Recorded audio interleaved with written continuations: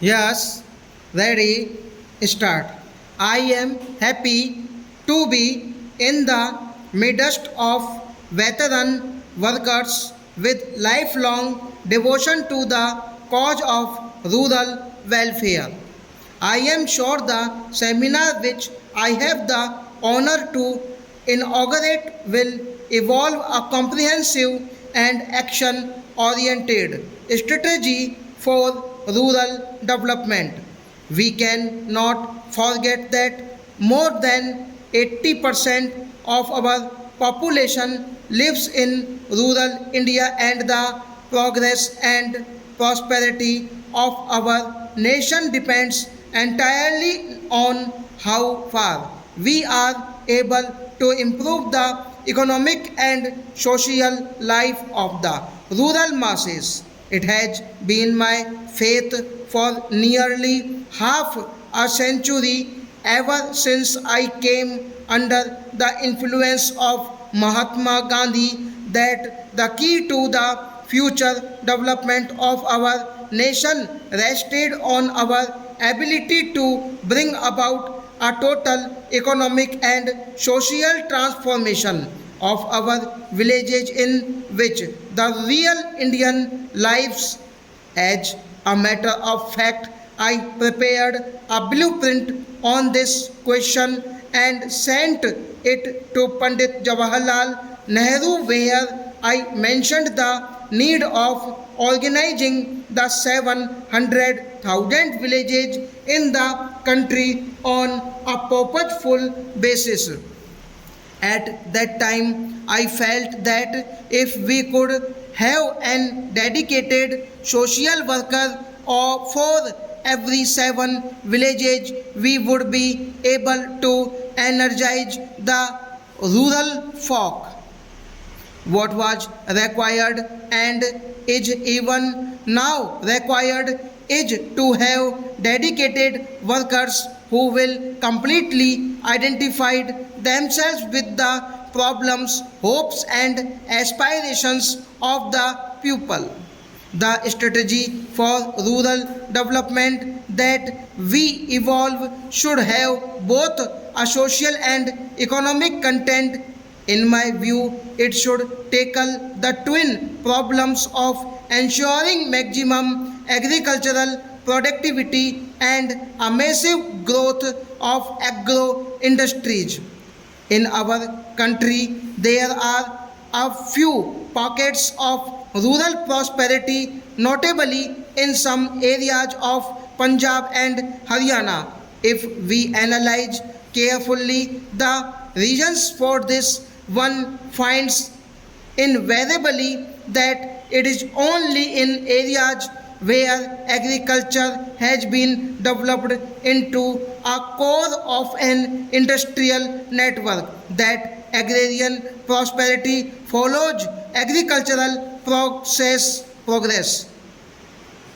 This would imply the need for an integrated plan of cropping and the growth of agro industries. Unless we evolve the pupil in the formulation and implementation of plans, we cannot make much progress. The panchayats, representing the collective will of the pupil, can and should play a positive role in economic development. Panchayats in our country unfortunately have earned a bad name as being caste and faction ridden. This must change, and we should banish outright these old world attitudes. For rural development to be most fruitful, panchayats and panchayat organizations should be made the most effective instruments. Bureaucratization and politicalization have also been the bane of panchayat institutions.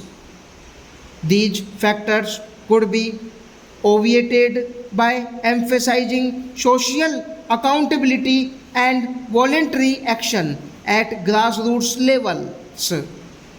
Our rural folk are essentially good people, and if we provide them the right leadership and approach their problems with sympathy and understanding, the villages of Indian today can be converted into ideal centers of cooperative community life. The progress of the entire nation depends upon the progress of the rural community.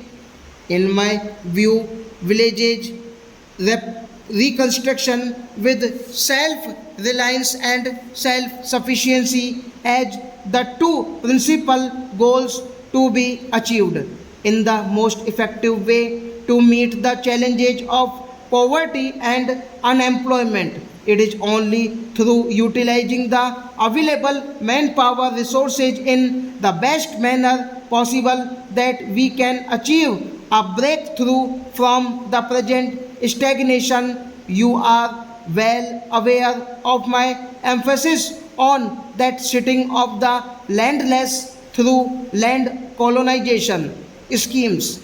While land may be allotted to individuals, it must be ensured that it is not transferred.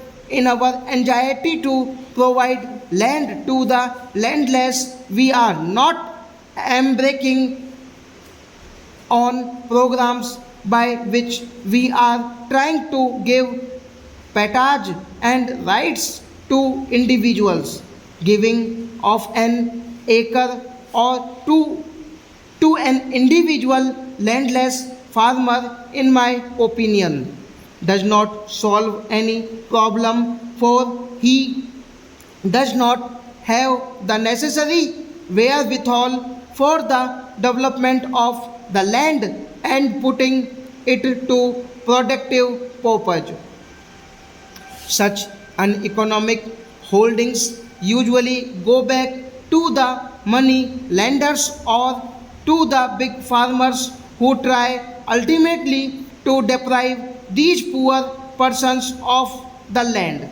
Whenever we give land to the landless, it must be made clear that they should form into cooperatives so that they can jointly collective it and derive maximum benefits. There would be collective ownership and therefore for practical purpose the entire project area will be managed as a part of the larger entity, and individual interest will be subject to the common will and progress. Where there is a collective endeavor, several aspects of modern scientific agriculture like proper pest control and water management becomes capable of effective adoption. The essence of my program is that all available land will be put to agricultural activity. With a vast network of small scale industries growing around them, women have also an important place in this scheme because they can engage themselves profitably in occupations like beekeeping, poultry, dairy, weaving, toil, tailoring, etc. This, in my judgment, is the best way to raise the standard of living in our country by providing full employment to our masses. Stop.